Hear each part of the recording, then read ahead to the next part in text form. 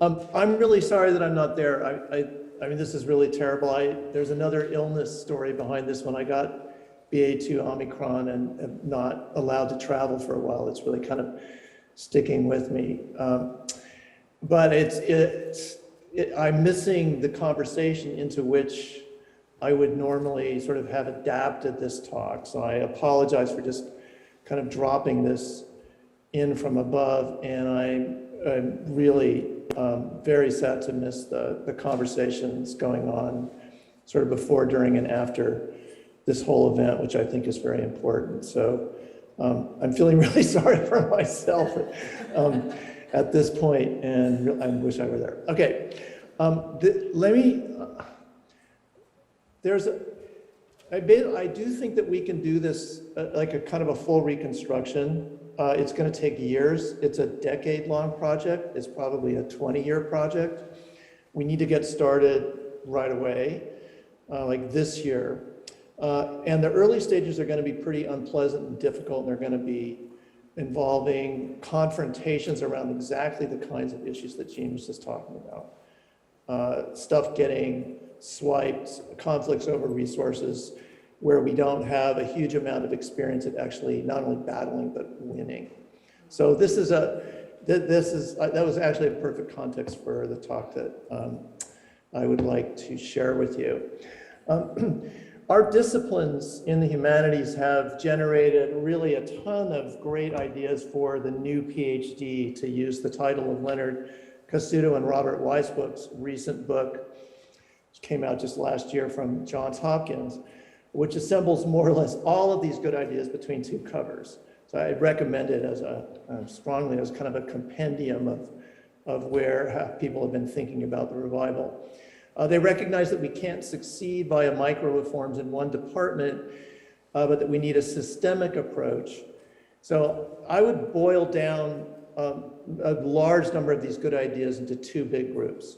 The first one is we need a much more structured curriculum for master's and doctoral students, of foundation courses, sequencing, et cetera, that would improve students' grasp of their disciplines, how they fit with other disciplines, and where they fit in themselves. I mean, all this, as individual students. This would reduce time to degree, and it would presumably be accompanied by a more serious attempt to fund timely completion by buying students out from the excessive teaching that they're doing in quite a large number of graduate programs across the country. And the goal would be to reduce PhD debt to zero. So there's a lot of stuff going on there. The second group of ideas involves essentially career diversity, right? Alt-Ac is a perennial favorite. The idea here is that, as you know, is that PhD programs should educate future professors and also prepare their students for non-academic careers in what we might call the humanities industries, where there's presumably a great interest in interpretive and analytical skills, and also in our deep knowledge of literature, philosophy, history, and the other things that we're learning in these kind of amazing fields that we are working in. Okay, so both of these changes, we could call them integrated doctoral curricula and multi-career tracks, have been in the works for years and have in many cases been put into practice. So one big question is, why haven't they made graduate student lives obviously better? And another big question is, why haven't these changes helped put the profession as a whole on an upward trajectory? Okay, so the standard answers for why not turn on how much work they are. I mean, they take years of collective work. And also on the conservatism of tenure-track faculty. The selfish individualism of tenured professors has been a theme of modern commentary since the University of California president Clark Kerr began snarking about it in the 1950s. The problems are connected, and both of these problems are real. But these two sort of genuine obstacles, too much work and change might not be good for me, so forget it, haven't blocked other big transformations in higher ed. So these include the multiplication of undergraduate majors and minors, the building of entire new research empires in the sciences, and the decade-long shift to online instruction, now entrenched by pandemic shutdowns. So other issues must be locking in the perceived paralysis of humanities doctoral programs. The problems are known. They are too DIY, they take too long, they remain Anglo and Eurocentric, they impoverish and demoralize their students, and they don't often lead to tenure track jobs. So what are the answers to these problems, actually implemented, or at least in our imagination, implemented in the near future? Okay, and there's something else I want to throw in here. There's a question of confidence and conviction. Is literary knowledge, or humanities knowledge more broadly, intellectually essential to the future of humanity? My answer is a resounding yes, and absolutely, obviously, it is essential. But it's not clear that my view and the affects that accompany it, determination, pride, etc., represent the common sense of our profession or of its doctoral programs or of the administrations that house our programs and are trying to figure out how to adjudicate our conflicts with other fields. So I think this is also an obstacle.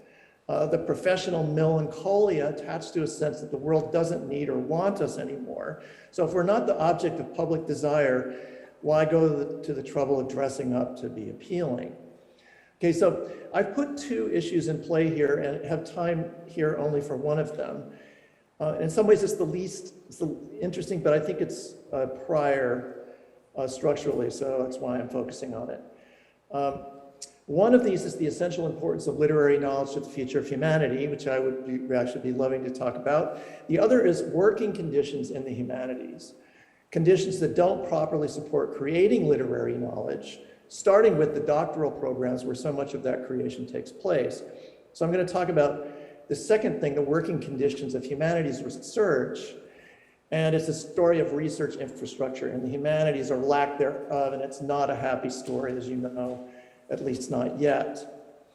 Okay, so it's a truism of our time that the humanities fields are in decline, and that's how people respond to us in universities when they think about our funding. Okay, what is actually the evidence for this? Okay, and there are three standard charts. All right, here's the first chart, which is pretty familiar. These are the number of positions advertised in the MLA job list over a very long period, starting in 1975. And most of us in this room would know this one pretty well. It's not that different from similar ones in history or philosophy.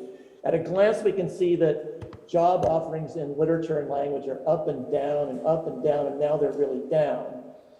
And we can also see something equally disturbing, which is the market clearing function that happens sometimes, that is where there are actually more offerings job offerings than PhDs created, is essentially finished for the foreseeable future. Just the gap between degrees produced and jobs is continuing to widen. I'm opposed to responding to that by shrinking output in a kind of an austerity mode, as we'll get to, but that is at the moment the reality that we're looking at. Okay, there's a theory that is sort of general common sense about why this is happening, and it has to do with this next chart. That is that teaching jobs depend on student majors, and the humanities fields are struggling to maintain their majors. So the teal band here represents the humanities, and after some sort of fatter years around the 2000s, the share of BA completions has shrunk. Okay, note that it's not catastrophic. I'll say more about this in a minute. The normal assumption is that this causes that, right? That is, humanities majors decline, and therefore so does tenure track employment. Uncertainty about future recovery in humanities major numbers, in this view, naturally discourages administrators from investing in permanent hires. Deans and provosts would rationally prefer non-tenure track hires in order to allow kind of a wait-and-see prudence towards fields that have been struggling for a while with maintaining their major numbers. So if you have a 40-year trend like this, you think, okay, well, I'm going to fill in some immediate needs, and I'm going to wait and see if they can rebuild their base in a more permanent way later on. Okay, so then there's a third issue which is less frequently discussed in relation to tenure track jobs, and I think this is a huge mistake. And it is this: federal research funding in various fields for a smaller period of time, mostly in this, all in this century. This is a really kind of a crazy slide if you're talking about a world that needs an abundance of knowledge spread across the entirety of all of sort of the human and natural science and technological fields. Because what it shows you is that basically bioscience is up here, is massively higher than the next biggest one, which is, in terms of funding, which is engineering. You have physical science down here in this lighter green line, and then everything that's sort of non-premium STEM, including psychology, all human stuff, is almost impossible to see, and that is particularly the case of the red and yellow lines, humanities and visual and performing arts, which are minute. Okay, so here's the thing I'm going to be claiming throughout. We normally think that the cause of figure one, which is crappy employment on a tenure track line, comes from reduced reduced majors in humanities departments. My claim is that it actually comes from the fact that nobody funds us as a research field, so they don't think we are one, so we don't really need doctoral programs and a research operation in the first place, and it's a vicious cycle down the drain. And that's what I'm suggesting that we need to stop. Okay, so these declining majors, I'm going to just take a second just to try to pry us away from taking these super seriously and also feeling really badly about them, which I think we mostly do. Okay, so here's another slide, which is actually, you know, it's not good, but it's not, again, it's not just a off the cliff kind of thing. These are humanities indicators, probably what I think of as HIP indicators. They were 10%, they rose, they fell, so they basically lost about half of their share of bachelor degrees completions, right? These are majors that graduate with BA degrees. So it's about 4.5% by the end of the statistics they have in 2018. The humanistic side of communication was the only field to increase its share of majors, the HIP folks found. And the degree share of all humanities fields combined has fallen from 12 to about 10.2%. So anyway, this is familiar, so I'm not going to belabor it. How should we interpret these figures, though? This is a separate question. If you read the text on this page, you will fall into a depressive understanding of a kind of irreversible collapse. However, if you look at the actual data, it doesn't really line up with the text on these pages particularly well. And the figure that I showed you before, this one, suggests something somewhat different. All majors have been negatively affected by the doubling of the share of undergraduate degrees in health and medical sciences over the 30 years on this particular chart, and a related 1/3 increase in natural science majors. Over that same period, engineering has also declined slightly, although it lost half its majors in the 2000s, now it's bounced back, so it looks like it's really on the rise forever. No other area has grown like health and medical sciences. The social sciences are up about 7%. Business is down from 1/4 of all degrees in the late 1980s to 1/5. So I would make 2 points about this. The first one is the health sciences are eating higher education in the same way that they are eating US gross national product. This is a costly distortion that cannot be fixed by humanities strategy, but nor are the humanities responsible for it. It is a matter for national policy, particularly of research policy at the level of NIH, NSF, other federal agencies, the White House's Office of Science and Technology, etc.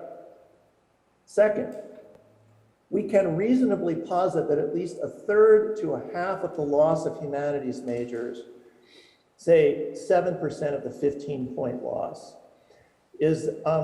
has gone basically to adjacent social sciences. Even more humanities majors might have been lost like this had the humanities not added social science-like majors and concentrations, such as lit and environment. The only study I know that has tried to track out migration of humanities majors, conducted at Harvard in 2014, found exactly this pattern. Okay. We also need to consider a second measure of undergraduate interest in the humanities, and that is enrollment in or student credit hours taught by humanities departments. This is like a boring technical issue, but it's absolutely essential for understanding a kind of the resource injustice that I'm going to be talking about. The vast majority of courses in the humanities teach majors and non-majors together. Everybody in this room knows how this works. It's true of entry-level courses, but it's also true of upper division courses with names like contemporary Francophone literature, the literature of protest in modern China, Shakespeare, the major plays, or detective fiction, which I taught for many years to 200 to 250 students at a time, half of whom were from majors like biology, economics, and electrical engineering. Instructors read, grade, and talk with non-majors as much as with majors in any course, so overall enrollments form, the actual workload number of a humanities department, while their majors, which lead to BA completions, that standard federal metric that the Department of Education tracks, represent some fraction of that actual workload. Okay, this gap between counted majors and mostly uncounted instructional workload is likely to have been larger in most humanities units than in STEM units, and seems to have grown in recent years. The problem is that national enrollment data, student credit hour data by instructional unit appears not to exist.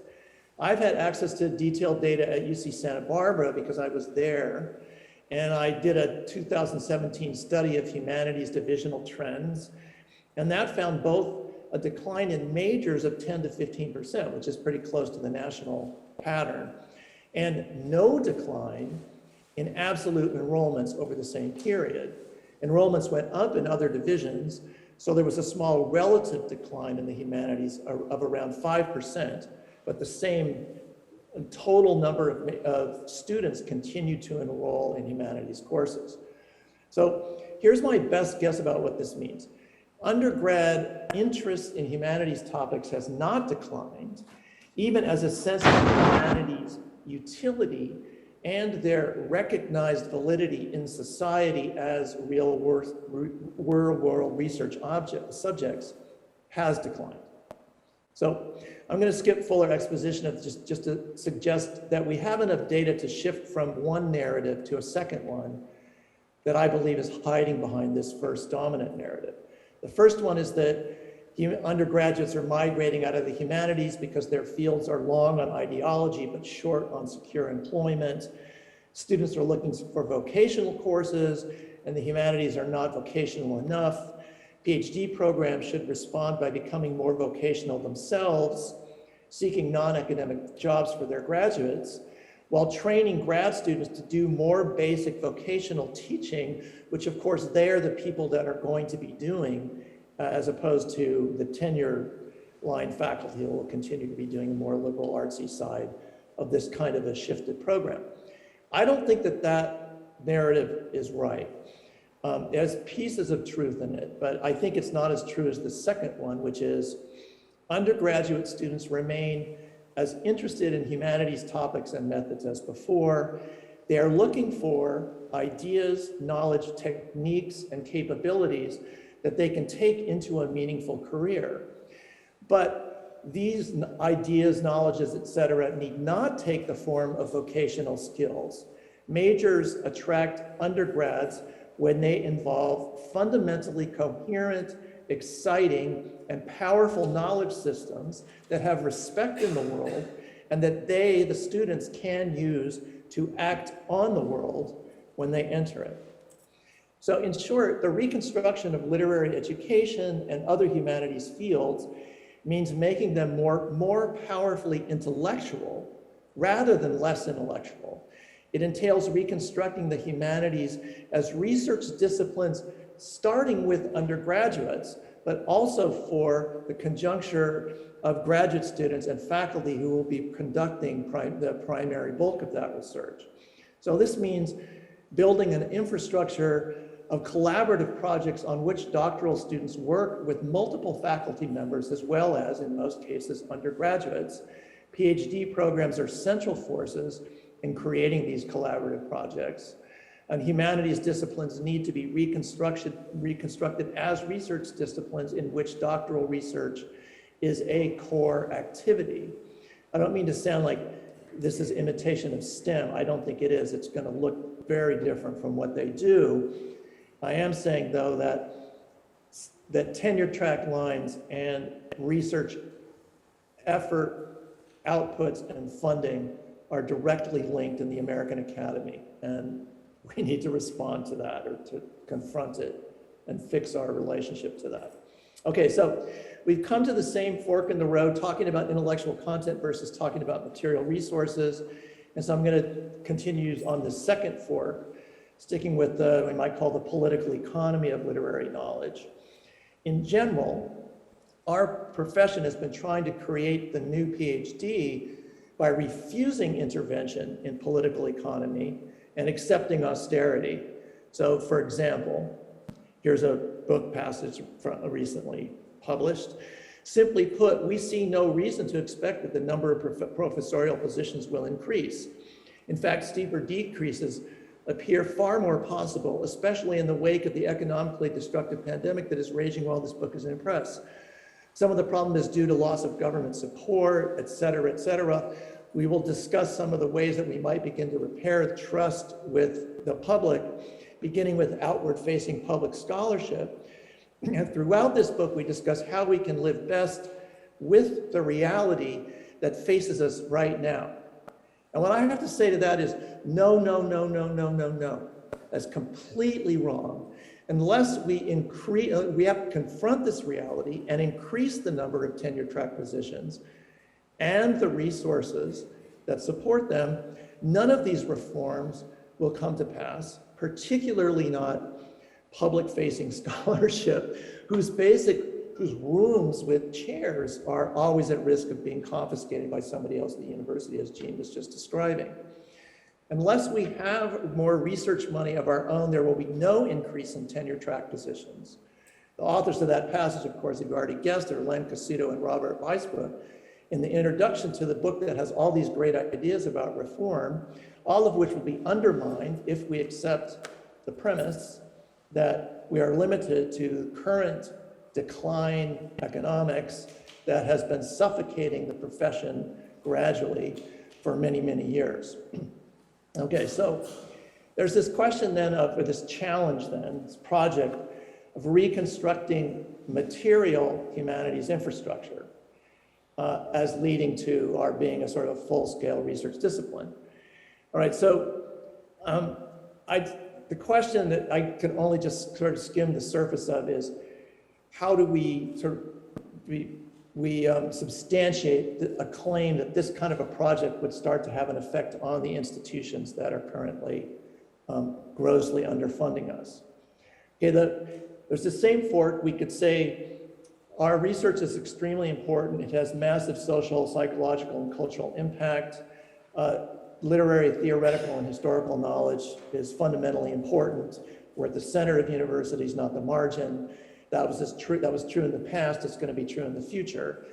The other is to chronicle the injustice of the political economy, of the humanities, and to show the damage that it is doing to our ability to perform our basic instructional and research jobs. Okay, so again, the first project is vital, doing the tabulations of literary and humanities knowledge results as they are produced. I can only do a little piece of the second, and I'm doing it because I think that The injustice argument now has to be part of something that administrators are asked to think about when they think about what is happening to our fields. In other words, that they are part of the source of the problem that these fields are having in being recognized as majorable, as well as something that you'd want to take a course in. Okay, there's quite a bit to say about, I don't think yeah, I'll just leave this on, sorry. I'll give you another slide to look at. Extramural grants are the primary way in which STEM research is done. And the way that it works is they combine outside money with intramural or institutional support in order to cover all of the costs that are incurred by this research. And the idea is that it helps these fields develop research systems and not only do what happens when humanities folks get fellowships, which is to buy out teaching time in order to do individual projects, or sometimes to scale it up a little bit to work with a few other people, but not to build an apparatus that is permanently owned by the disciplines that helped to build it up or justified its support. Okay, we already looked at this figure that you're seeing now, which shows that non-STEM funding is a nearly invisible fraction of the research total. Federal research policy discourse attends almost exclusively to these fields, the ones at the top.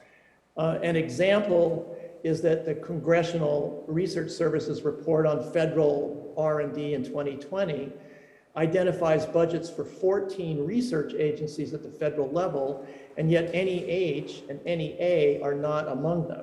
They're simply not, they don't appear at all in the report as research activity. Universities conduct a great deal of this sponsored research, but are dependent when it comes to non-STEM research on finding funds internally, with a few exceptions, both of which have already been mentioned in this panel. Okay, the first of these is the National Endowment for the Humanities, and they are supplemented by some private foundations, but these are mostly the Mellon.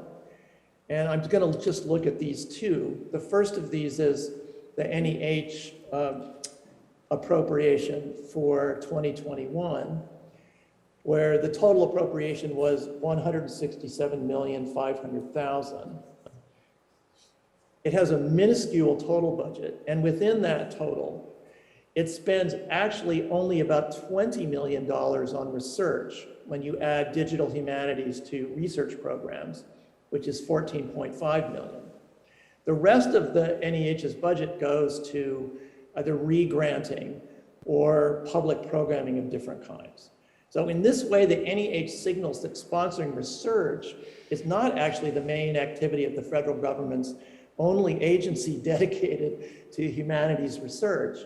And as you could already guess from the other chart, I mean, the difference between 167.5 million and the sums spent at other agencies is absolutely enormous. You know, the R&D budget of the Department of Commerce is 1.7 billion, or 100 times larger than the NEH's research programs budget, even though Commerce is not actually a research agency.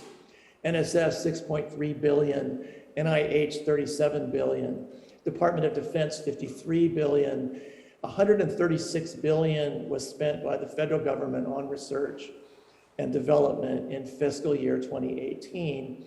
The share to the NEH's research budget is 0.00000107%. So it's a completely insane level of inequality, expressing a kind of mad but normalized bigotry against humanities research. Or to make the point somewhat more precisely, it expresses the assumption that humanities scholarship does not actually produce knowledge of the kind that the federal government routinely funds in other areas. Okay, the largest private funder of humanities research is Mellon. Its endowment was about 7.7 billion at the end of 2020, which puts it in the neighborhood of Brown and Emory universities. Grants payable are listed at about 98.6 million. These generally bounce around at about 100 million a year. The last breakdown it produced suggests that the amount that goes to higher education scholarship in the humanities, which is our category, was 48.6 million, or about half of the grants payable. And that number then decreased to 35.4 million in 2018. So if we add NEH and Mellon academic research budgets together, or 20 million plus 35 million, we get about 55 million a year, which is just a grotesquely inadequate amount that is, I think, an affront to the intellectual work that we are doing as a discipline, and that our students are doing as well as any of us did when we were at their stage. Okay, so of course, universities spend a lot of money. What about the university level? I've used the University of California as the main case in my own research because I have access to non-circulating data and some off-the-record accounting advice. And it's also kind of a best case scenario for humanities research because the campuses are divided about 50-50 around majors between STEM and non-STEM. And for various historical reasons, it has very large social science, arts, and humanities faculty on the tenured lines, so that's starting to change. It also has, lots of very well-known departments in ethnic studies, literature, languages, et cetera. So it's set up for large quantities of research in these fields. And what you see when you look at the chart is one that looks exactly like the federal chart. Research expenditures grow over this period, 4.6 to 5.1. Arts and humanities expenditures go from 25 to 35 and then back down to 25. So they're 0.5% of the total, and yet they're moving down rather than up. Again, it's depressing and it's infuriating. And I think that the thing that I'm trying to get us to is using that anger to face it rather than think that these are conditions that we can actually live in. Okay, in the 1980s, some campuses began to acknowledge the lack of systemic humanities research support by starting one particular kind of infrastructure known as the Humanities Center. Kogut at Brown is a leading example. They do all sorts of great things, and we can honor the enormous good that these centers have done while carrying on with our question, to what extent has existing research infrastructure changed this baseline rule that we've just been establishing, which is kind of a 0.5% rule for humanities funding as a share of what everybody gets. Okay, and as an exemplary case, again, the University of California's Humanities Research Institute. It was started by a report in 1986, presidential initiative by a guy named David Gardner. It helpfully quantified the amount of money that it thought it needed as a baseline. So it was about 3.6 million in today's dollars. UC today has 1,600 tenure track faculty in humanities and related arts. So that comes to about $2,250 per faculty member per year, very unevenly distributed. The figure is small, and it's a tiny fraction of UC research and development expenditures. But the importance of this initiative was that it acknowledged the humanities as research disciplines, which then had claims on presumably increasing funding in future years, and then also a claim on tenure track hiring of doctoral students coming out of all programs across the country. What has happened since then? Again, and this is a trend that I think we need to face. The UC system slowly but surely unraveled these investments rather than built on them. After a few years of research policy debates that I got stuck in the late 2000s, the Office of the President eliminated the HRI central funding. The infrastructure became a grant for which the HRI had to apply along with 100 or other units, even as the economy improved after the financial crisis through the 2010s. This grants program budget was cut and the grant term shortened. Long story short, HRI is now receiving $525,000 for 21-22, or 16% of the inflation-adjusted central funding that it received in 03-04. It gets an additional sum for remnants of the Humanities Initiative on the campuses. So the campuses are essentially supposed to run humanities centers, often for hundreds of humanities faculty, for somewhere between $30,000 and $50,000 a year. This was 2.1% of the revenues the campus centers received in that same year, 03-04. During this period, the Institute successfully raised millions of dollars in extramural grants, but these funded specific activities of interest to the funders rather than the Institute itself or the work of rank and file UC humanities scholars. Rubbing salt in the wound, UC increased the share of institutional funds it spent on research in that decade to about $1.66 billion in 2021. So HRI's share of UC internal funds was 0.2% in 09-10, and then 10 years later was 0.045% of that same share. So again, just one last number here. UC's internal expenditures on all research increased by almost half, while they were cutting humanities research by 75%. So in other words, the trickle down that we got after World War II is, I think, structurally finished. It can't be counted on, certainly at big public universities. And the question I'm going to end with is, now that we've answered the question, do humanities centers break the 0.5% rule? The answer is no. Is what do we do about this? Okay, the first thing I think we do is we have to eliminate the practice in which the injustice of these cuts is a kind of a taboo topic. The humanities harbors many of the most salient forms of social and cultural analysis in the world today, with critical race theory, environmental humanities, and trans studies being just 3 examples in the news. And yet they're being slashed by the very universities that espouse systemic support for diversity, equality, and inclusion, for racial justice, for green transitions that will depend on getting entire national cultures to embrace massive changes in energy systems and in their relation to the economy. This cutting of justice, development, and sustainability research in the humanities is moving ahead entirely in the budgetary shadows, and it really needs to be dragged out of there.